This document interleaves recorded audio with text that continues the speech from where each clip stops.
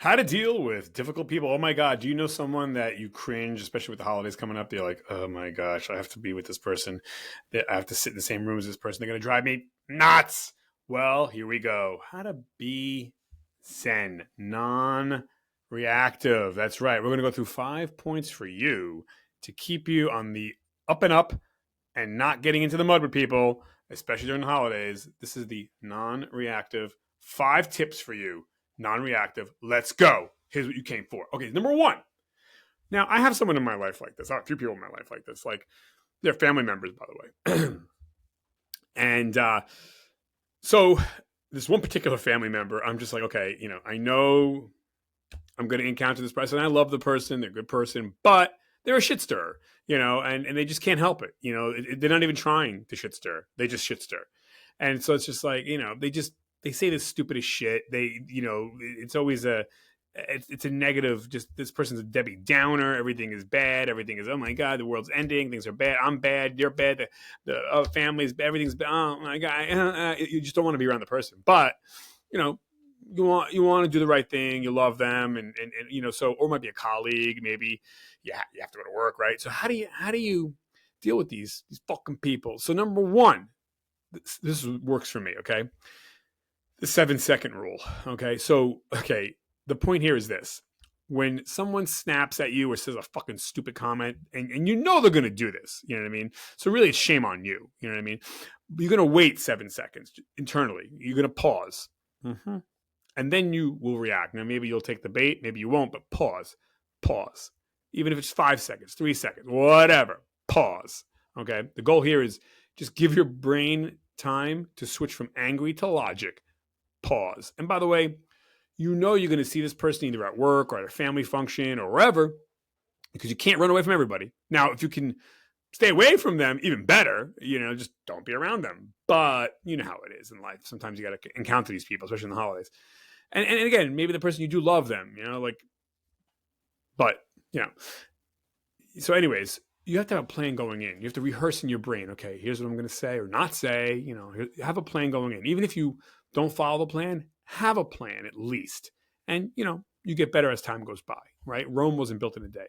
Number two, don't feed the fire, okay? Kabish. So the point here is use neutral phrases like, I hear you. Yeah, well, that's interesting. So when this person in my family talks shit and says like, oh my gosh, you can't do this for me. I thought you were a good person. All right. Thank you for sharing that. Okay.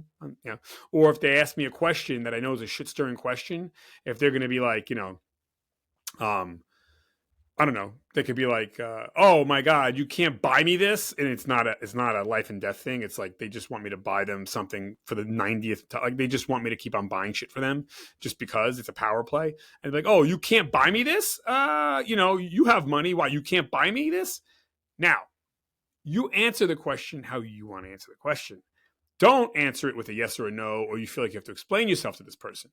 So, if they say like, oh, why can't you, anything, right? If they pose it as a question, and again, these people usually don't even understand that they're doing this because they're ignorant, or they're shit stir, they're immature or whatever.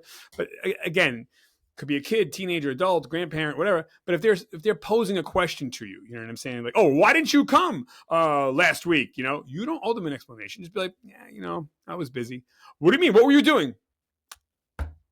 I was busy. Thank you. Thank you. That's not answering the question. No, I answered it. You might not like the answer, but I answered it. So there's an old saying, you own the question, I own the answer. You can question me all you want, and I'll give you an answer that I want to give you.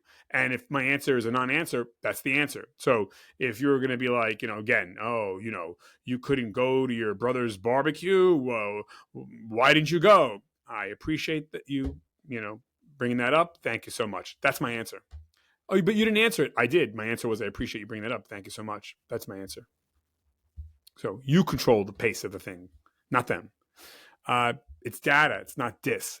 So the point here is stop talking or stop taking no or criticism personally. So, if they're like, oh my gosh, you don't care about anybody but yourself. It's such a fucking stupid statement. You know what I mean? You can't take that. You can't take that internally. You have to just, thank you. The goal here is treat every setback like a glitch in a computer program. It's just something to fix, not a reflection of me, but it's just, it's not even anything to fix. Cool. You think I'm this horrible person. Oh my gosh, you do for others, you don't do for me. Got it. Thank you for letting me know that. And you just move on to the next table, the next person, I'm talking to you. You don't hear what thank you so much for, I acknowledge what you said. Thank you. That's it. Let them get pissed. Number 4, be the thermostat, not the thermometer. The difference. The point here is a thermometer just reacts to temperature. A thermostat sets it. So be the thermostat. You control the temperature.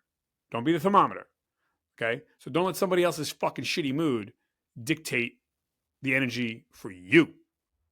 They're going to want to set the pace and set the tone. No. They can set the pace and tone for themselves. They want to be cranky and shitty. Cool. I don't got to be around it.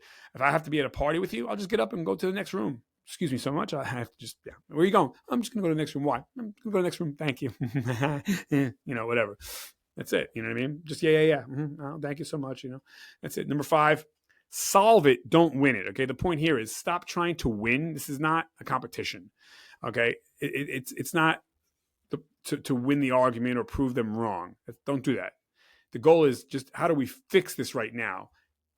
It ends the conflict instantly and makes you the leader. Meaning, again, they're going to try to start shit with you, like, oh, how much you make in a year or whatever it is. Oh, you don't go to church anymore. Why?